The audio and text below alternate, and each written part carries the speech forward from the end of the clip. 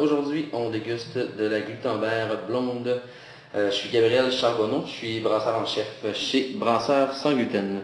Gutenberg blonde, en fait, une de 4 de nos bières régulières avec la pale américaine, la bière belge ainsi que la Gutenberg rousse. On est BSG, donc Brasseur Sans Gluten. Brasserie spécialisée dans la bière sans gluten. On est en fonction depuis un petit peu plus de 2 ans. Plusieurs bières interactives, donc nos 4 réguliers, ainsi que différentes comme la vin de sarrasin ou la IPA, comme vous avez pu voir sur le marché. Gutenberg blonde, en fait, ce qui se différencie de nos bières, c'est qu'on ne brasse pas avec de l'orge. Donc nous, on utilise seulement des grains sans gluten, comme le millet. Le millet qui va être environ 10 fois plus petit qu'un grain d'orge, en fait, donc ça cause de différents problèmes au brassage. Et dans le cas de la Gutenberg blonde aussi, on a du maïs concassé. Différenciation aussi, c'est que ces grains-là sont crus, donc c'est des grains qui sont non maltés.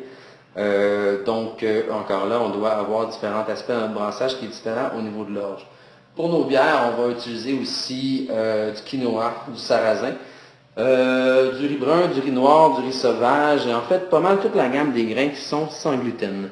Gutenberg blonde, en fait, Gutenberg blonde, donc bière blonde avec un col blanc légèrement tenace, brassé avec 3 types de houblons, donc au nez quelque chose d'assez floral, des notes de poivre blanc, des notes aussi de poire, un peu de fenouil.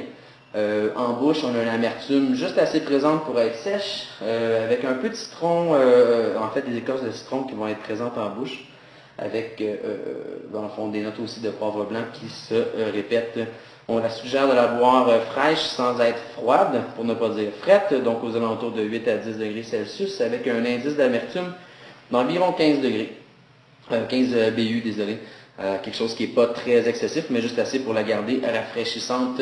En fait, vous la voyez en bouteille, probablement en ce moment, mais bientôt, ça va changer pour des canettes. Donc, d'ici le mois de janvier, BSG passe 100% à la canette. Donc, voilà, je vous souhaite une bonne dégustation. Et pour ma part, il me reste à vous dire santé!